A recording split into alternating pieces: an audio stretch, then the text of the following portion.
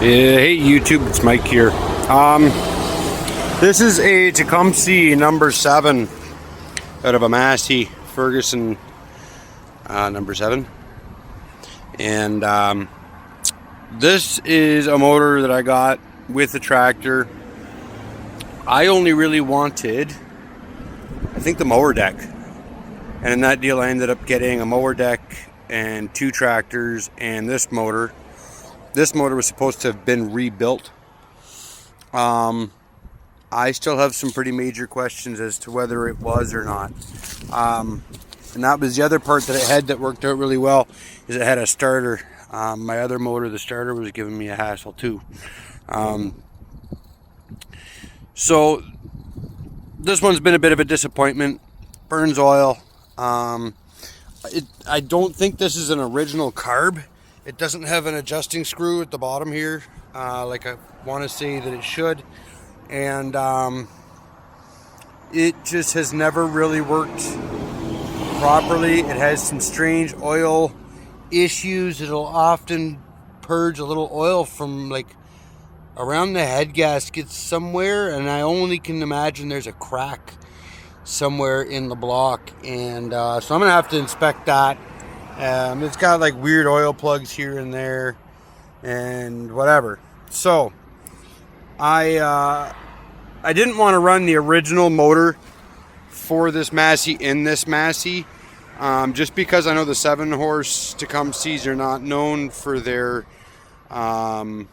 longevity, and this one does have an all original good running motor that just needed a starter or a starter rebuild. And so basically, to preserve it, I've taken the front wheels off and putting a different set on, and to keep the bushings were starting to get funky in the other ones. But this is the motor I am going to try to transplant into this machine. And I know I probably should have started this video sooner, but it's one of the few nice days we've had in a while, and I just I was messing with a rocket stove, and then I got sidetracked and ended up going down to pick this thing up because I knew I already owned it. And a guy actually called me about stopped in to see if he could buy the electric starter off it. So I figured I better get it here and get it going. Yeah, not even sure what else to tell you about this one. It's an 8-horse Tecumseh. I just had it running.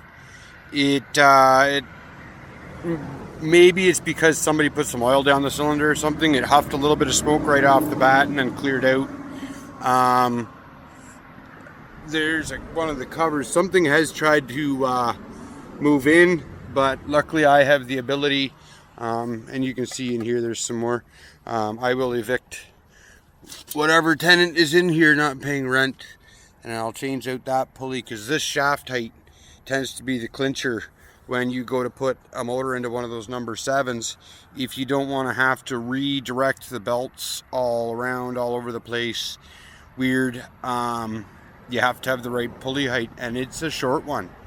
And I'm not sure why or how that was ever done, but needless to say, I'm hoping this is going to line up the way I think it is. If it doesn't, I'm going to be a bit cranky, but I think if it doesn't line up perfect, it's going to be so close that I'll be able to adjust things.